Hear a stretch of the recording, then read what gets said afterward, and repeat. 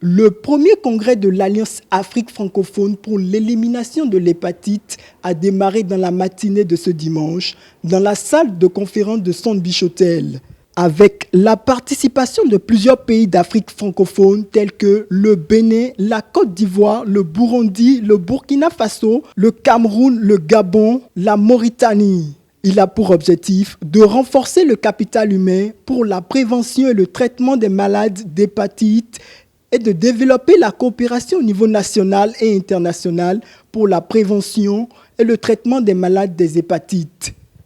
Les données de l'Organisation mondiale de la santé prouvent que l'hépatite virale constitue une menace majeure pour la santé et voire pour le développement de l'Afrique.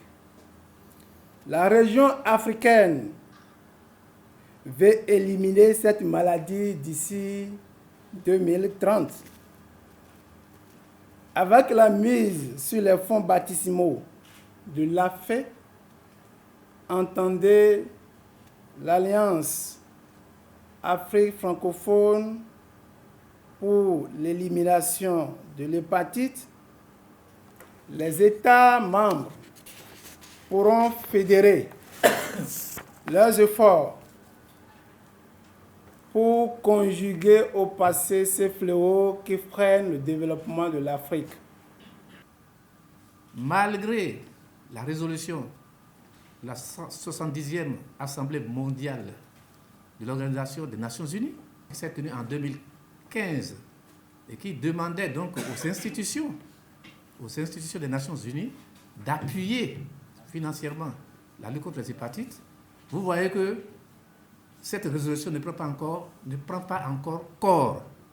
Parce que s'il faut que les Nations Unies appuient la lutte contre les hépatites, à la hauteur de ce qui est fait pour le VIH-Sida, le paludisme et la tuberculose, il faut que nous leur démontrions le poids, le fardeau que fait peser cette maladie dans chacun de nos pays.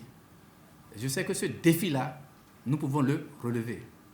Et c'est vraiment dans cette optique que je déclare ouverte ce premier congrès de l'Alliance africaine francophone contre les hépatites.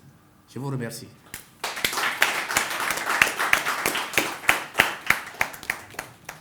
Réunis autour d'une même table, les congressistes béninois, burkinabés, burundais, maliens, sénégalais défendent la même idéologie, celle de lutter contre les hépatites ou même son éradication totale d'ici l'horizon 2030. Un défi majeur pour les acteurs.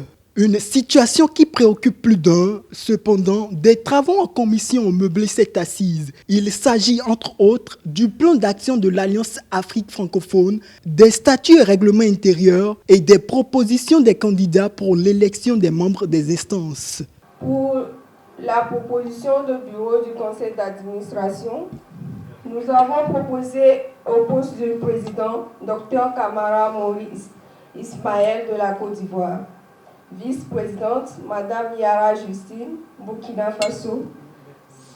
Le secrétaire général, Dr Zoundipon Vincent, de Bénin.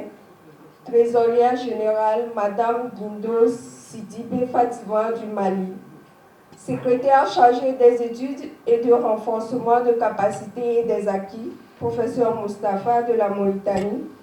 Secrétaire à l'information, à la communication et au plaidoyer, Dr Morisseau du Cameroun. Conseiller d'appui à la mobilisation des ressources et à la mise en œuvre des programmes et projets, Monsieur Gueye Ibrahima. Échange fructueux à l'issue de cette première journée de ce congrès, mais pour l'heure, rien n'est encore décidé. Les jours à venir nous édifieront. Pour rappel, le congrès va durer 3 jours et prendra fin mardi.